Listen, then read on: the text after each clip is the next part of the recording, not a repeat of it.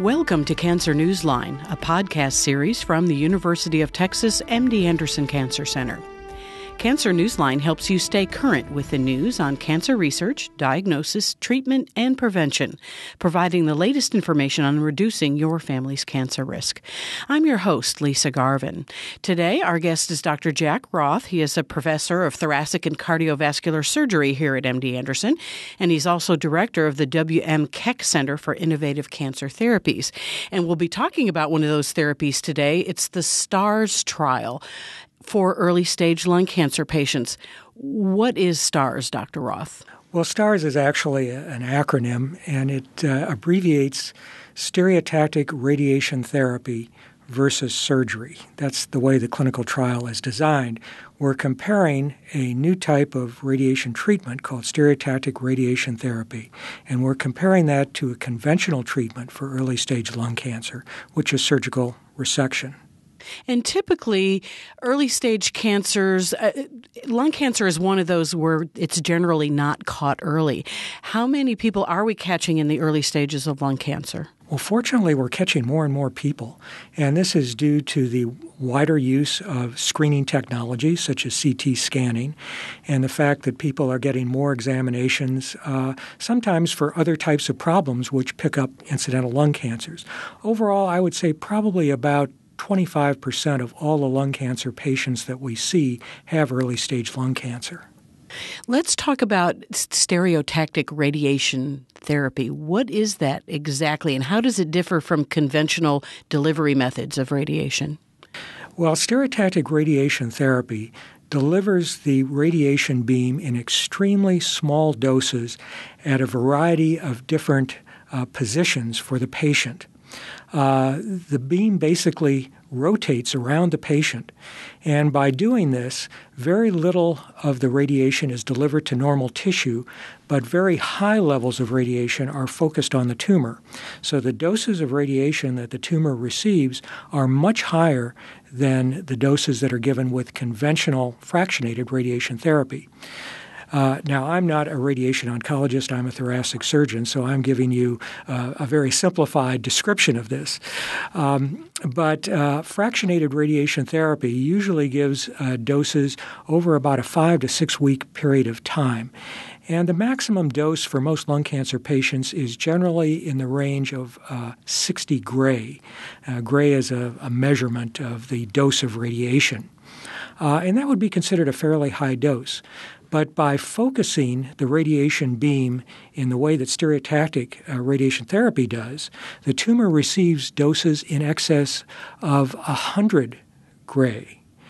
So you can see it's a much, much higher dose. And when you talk to the radiation oncologists who give this modality, they consider this an ablative dose. In other words, a dose of radiation that basically kills all of the tumor cells, as opposed to the lower doses of radiation conventionally given, which can induce cell death, but may not be as effective in killing all the tumor cells. Because typically in lung cancer cases, if you're using radiation, it's really in addition to surgery, or like would it shrink the tumor before surgery or perhaps clean up after surgery?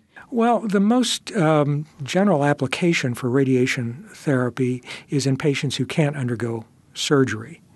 And these are patients generally with pretty advanced disease. And in most cases, the radiation therapy is given along with chemotherapy. And the chemotherapy does a couple things.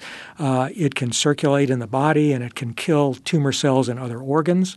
It can also improve the effectiveness of the radiation treatment by sensitizing the tumor to the radiation. Radiation is given in that aspect, and also radiation is sometimes given following surgery if there's some indication that there might be some residual cells left behind after the surgical procedure.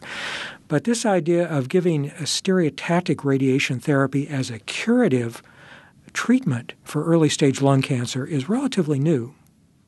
Let's talk about the trial itself. It's been open a couple of years. How many people do you hope to accrue over time? We are trying to accrue fairly large numbers of patients.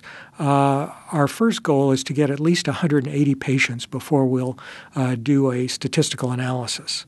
But we can accrue more patients if needed in the study, up to 420 patients. And this is being done across several institutions? It's being done as an international trial. We have centers in Europe that are entering patients and also centers in Asia that are entering patients, as well as in the U.S. What sort of eligibility criteria, what are you looking for in patients for the STARS trial? Well, the first criteria is, of course, they have to have early-stage lung cancer. By this we mean stage 1. The tumor needs to be 4 centimeters or less in its largest diameter, and the patient has to clinically not have any evidence that there's spread either to lymph nodes or any other organs. And do they have to travel to Houston or I guess they would travel to the nearest institution that's participating? Yes. There are websites that have information on the institutions that are entering patients into the study, and you can go to clinicaltrials.gov and look those up, and you can also see the protocol itself and read it in detail. This sounds to me, as a layperson, to be kind of exciting because we really haven't seen a whole lot of movement in the way we treat lung cancer other than maybe more minimally invasive surgical techniques. This seems like a whole new avenue of treatment for lung cancer. It is. One of the things that we try to do with lung cancer in our treatment strategies is to reduce the side effects, the toxicity of the treatment. This is very, very important because oftentimes patients who have lung cancer are elderly and they may have poor lung function or they may have difficulty with heart disease or other problems. And so any type of surgical procedure has the potential for some side effects, some treatment-related toxicity. And any way we can reduce this would be helpful. I think one of the advantages of this treatment is that it may be able to reduce the side effects of the treatment and it may be able to preserve the lung function. However, we don't know the long-term outcome for patients who are undergoing this type of stereotactic radiation. And that's one of the reasons we're running this clinical trial is to have long-term follow-up and see ultimately whether it's going to be as successful in curing patients with lung cancer as surgery. Where else is stereotactic radiosurgery used in the cancer world? Is it used effectively on other types of cancer?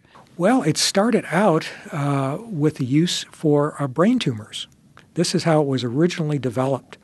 There are various names for it. I think one technology was called Gamma Knife, and that's still being used very extensively here at MD Anderson, other cancer centers around the world. And gradually, different platforms utilizing this type of technology were developed, and now it has application to a wide variety of different tumors. For example, prostate cancer is oftentimes treated with stereotactic radiation therapy. It's being used to treat not only primary lung cancer, but also metastatic tumors to the lung. And there are other organ systems where it's being used extensively as well, for example, in the liver. Despite the trial being open for a couple of years, it sounds like you really aren't even at the point where you even have preliminary data to look at? Or No, that's true. That's very important that the statistical analysis of a study like this needs to be extremely rigorous. The patients are screened carefully to meet the entry criteria, and we have to have special milestones set up before we can review any data. We have an excellent statistician involved with the design of the trial, Dr. Don Berry, who's been a leader in adaptive clinical trial design, and that's the type of trial design that we're using for this particular study. What is your hope down the road for the STARS trial, looking into the future?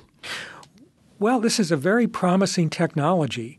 It's not going away. It's going to be with us for a long time, and it will probably develop into even more advanced types of applications.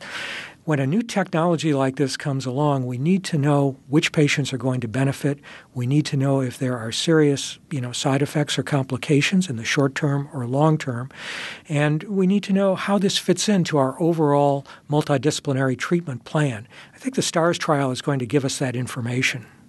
And again, for people who want to look into STARS, just go to your website and type in clinicaltrials.gov and put STARS trial in the search box. Thank you very much, Dr. Roth. Thank you. If you have questions about anything you've heard today on Cancer Newsline, contact Ask MD Anderson at 1-877-MDA-6789 or online at www.mdanderson.org/ask. Thank you for listening to this episode of Cancer Newsline. Tune in for the next podcast in our series.